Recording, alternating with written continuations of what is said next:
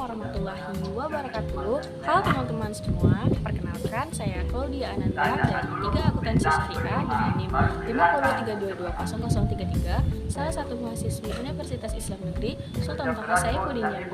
Di video kali ini, saya di sini akan menjelaskan tentang salah satu mata kuliah pengantar ekonomi Islam. Mari kita simak video selengkapnya. Nah, jadi materi pertama yang akan kita bahas yaitu tentang konsep dasar ekonomi Islam.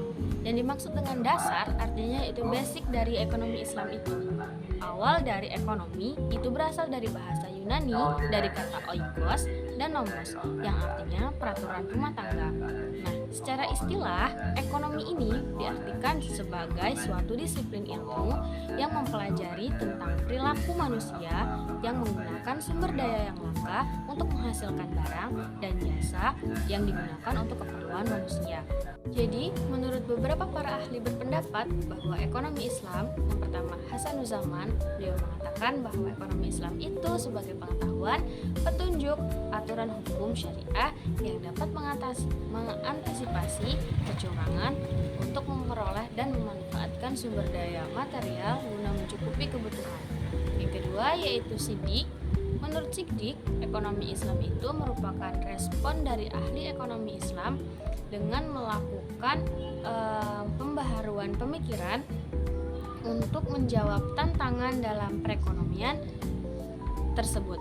Yang ketiga yaitu Nasution et al. Menurut pendapat Nasution et al., sistem ekonomi Islam merupakan sistem ekonomi yang berdasarkan ajaran dan nilai-nilai Islam seperti Al-Quran dan hadis sunnah.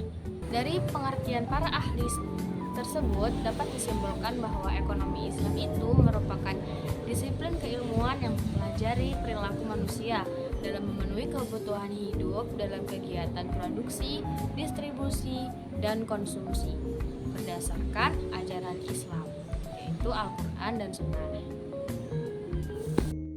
Nah, masuk pembahasan yang kedua yaitu tentang sumber hukum ekonomi Islam.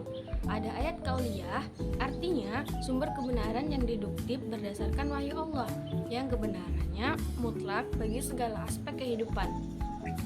Lalu ada ayat kauniyah, yaitu sumber kebenarannya yang induktif, empiris, yang perwujudannya yaitu penciptaan alam semesta seperti adanya matahari, air, udara, dan lainnya.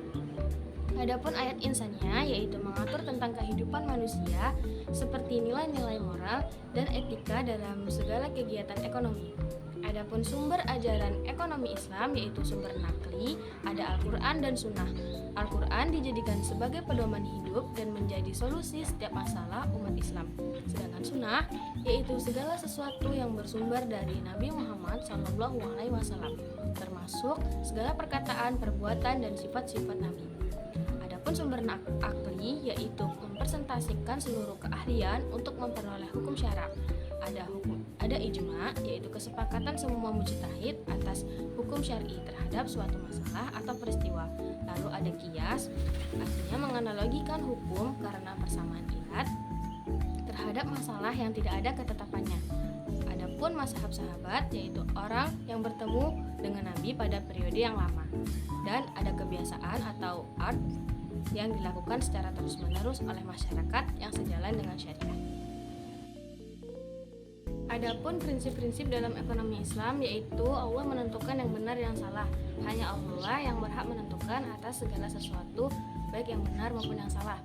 Lalu prinsip penggunaan yaitu Allah menciptakan alam semesta beserta isinya untuk dimanfaatkan atau digunakan sebaik mungkin dan tidak berlebih-lebihan.